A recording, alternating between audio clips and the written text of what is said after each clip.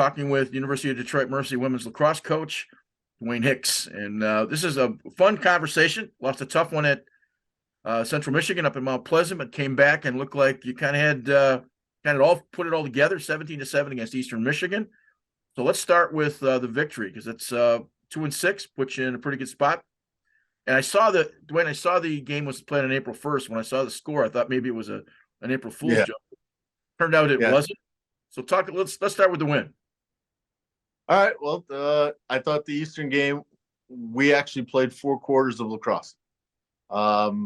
We had the slight rain delay. We had incredible storm here that passed through. So we started about an hour and a half late, which I think both teams sat and waited. But we came out pretty good, and we played 3 good quarters, and we played an incredible fourth quarter. That was probably one of our best quarters we've had all year. So, we were firing all cylinders. The attack was moving. Our draw people were winning ground balls. We were playing the way we were actually capable of playing.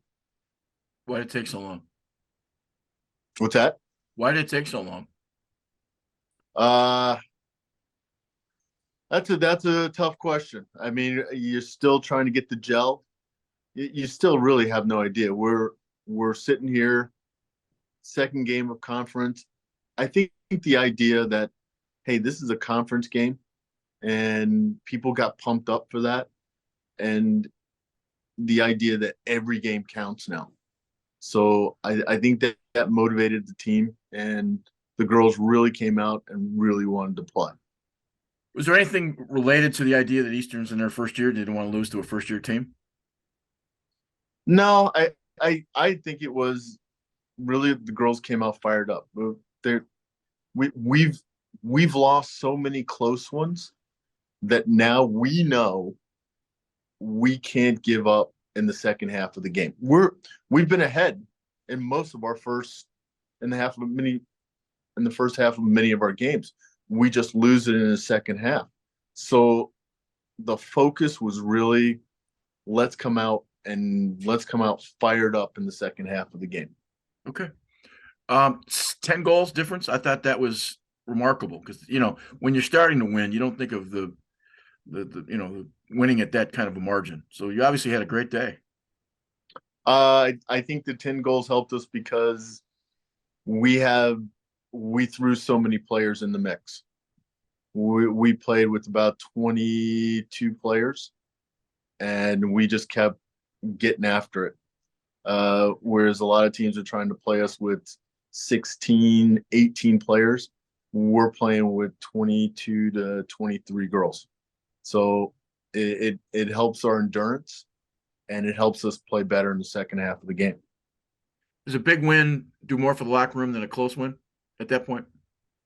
Any win helps the locker room point. Okay. So, that was our second win, and it was like I said, it was a decisive win. So the locker room was pretty pumped up, and like I said, we've got our eye on the next game coming up.